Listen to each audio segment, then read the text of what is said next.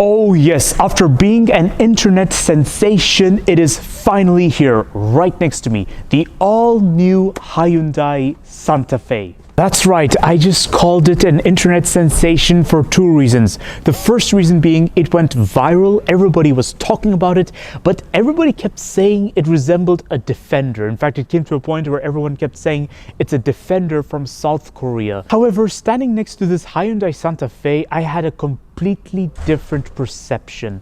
Yesterday, when I parked in the parking lot and I saw this Hyundai Santa Fe, my first thought was, what? Is it really a Santa Fe? To me, it looked like a Hyundai Ioniq. I thought it was a Ioniq 5, but bigger or something. Standing next to this Hyundai Santa Fe, a big question popped in my mind. Is this a case of cartoon to reality, just like the BMW XM, the BMW XM? Now, looking at the interior, I can actually understand where this comparison with the Land Rover Defender comes from. The steering wheel. The steering wheel looks very Range Rover or Land Rover-ish. Now, thank goodness they don't have a huge touchscreen to control everything. They have everything in moderation. Wow, you literally get a drawer for the back seats. Now, it should be noted that the Hyundai brand had a reputation for value for money. You can get a cheap car with just about all the desirable equipment you need. But it was not all pink roses. Hyundai, Kia, and all the South Korean competitors and all the Japanese competitors and Chinese competitors, they suffer one common problem: an identity crisis. They tend to draw too much inspiration from other players. And this is why I can understand why at first glance everyone was thinking it resembles a Land Rover Defender or a Ford Flex. Me, I also thought the same thing, but then standing next to it, my impression changed completely. In fact, on the contrary, I'm starting to think it looks very American. This is the most American feature ever, having two big cup holders on the door side, and of course, an armrest with extra cup holders. I'm no expert on drinks, but I'm pretty sure one person doesn't need 3 cup holders.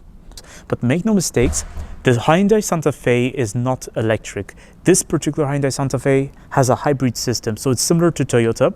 It recharges automatically with the thermal heat from the brakes. They have gotten rid of practicality in favor of style, so the air vents are right here, but this whole thing right here has no purpose whatsoever. It's not a grille at all. There's no air intake. You get a 360-degree parking camera with parking sensors at the front and at the rear. Now, bear in mind, this will be a recurring theme throughout the Hyundai Santa Fe.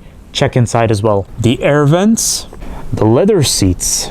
Now, this particular Hyundai Santa Fe costs 62,000 euros. Is it good value for money or not? We're going to find out. The interior of the Hyundai Santa Fe. So one thing I can already tell you all is both front seats get electric seating adjustments. The steering wheel, you can move it up, down, in and out. Amazing. But then there's a little problem with the steering wheel, and ironically, I noticed the same problem in the Range Rover. The steering wheel is massive. It's big. It's a bit too big for this car, whereas the steering wheel in the Skoda Kodiaq seems a bit more appropriate for this segment. The steering wheel itself, the feel is good. It's leather wrapped, squidgy. That's better, and it's a 4-spoke steering wheel, so you get this pleasant trim right here. Wonderful. Now, there's some contradictions I've just spotted. Over here, near the climate controls, you get this piano black trim and some buttons. That's great. But in the middle of all this, you get the hazard lights that look like they're from the 90s. And I noticed the same problem in the Hyundai Tucson I reviewed recently. And then as you look at the door buttons, they are just plastic. But then for the rest, it's quite interesting. They employed the same infotainment system which you see in the Hyundai Ioniq 5, Ioniq 6. And the transmission is exactly the same like what I saw in the facelifted Tucson and the Ioniq models. Oh, and I just noticed you get really small steering wheel pallets, as if you'll really be needing this for a Hyundai Santa Fe. And then, of course, you get a sunroof, but it's quite interesting because behind it, there's a panoramic roof and it's split right here. And now what I always liked was the fact that you get this center right here that cocoons you. This is really good. But this armrest is not adjustable. And wow. Okay, this has a very firm close to it. Central console storage is adjustable, I hope. Oh, yes it is. It's adjustable. And then you get 2 cup holders, which are pleasant. So let's check this out. They can hold my bottle in place and they are quite adjustable. Nice wireless telephone recharge, if I'm correct. I'm not sure what they are. I think there's additional storage space underneath with a 12-volt socket.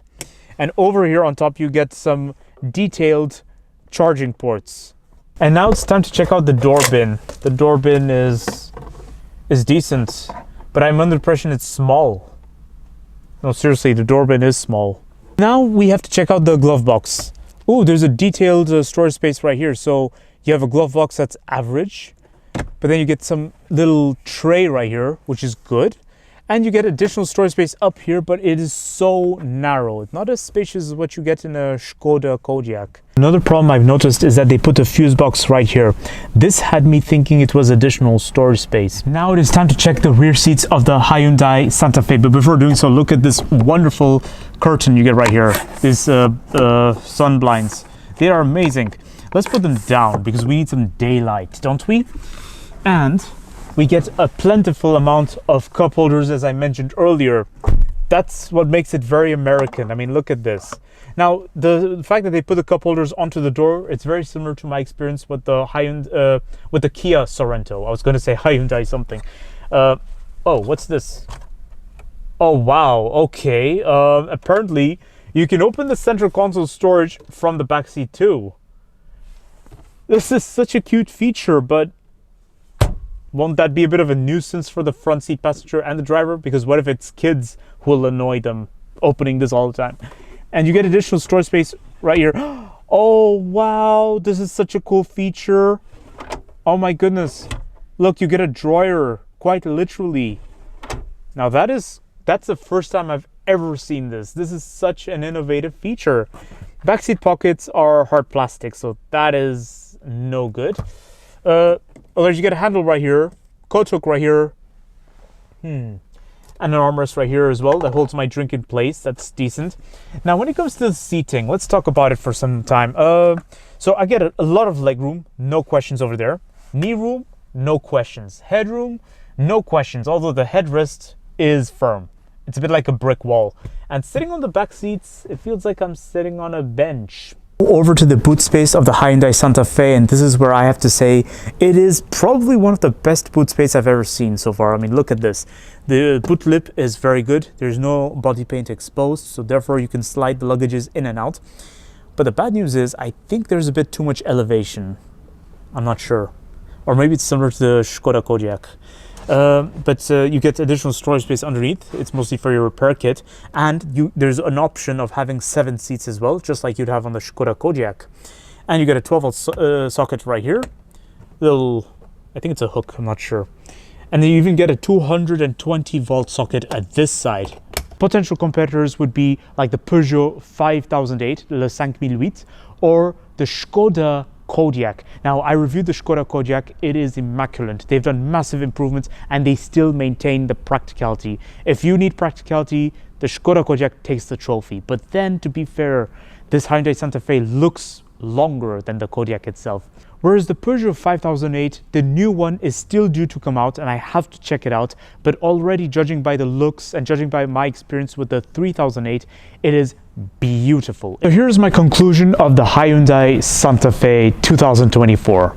For a price of 62,000 euros, this Hyundai Santa Fe is great value for money, but I'm not about to say it's one of the best things you can afford at this price range, because I look at this Hyundai Santa Fe, it looks groundbreaking, it is revolutionary, it is one of the most interesting Hyundais released in recent years. But then at the same time, on the other side of the scale, I feel like something was a bit overhyped about this Hyundai Santa Fe, because I look at I look at it from certain angles and something about it screams budget.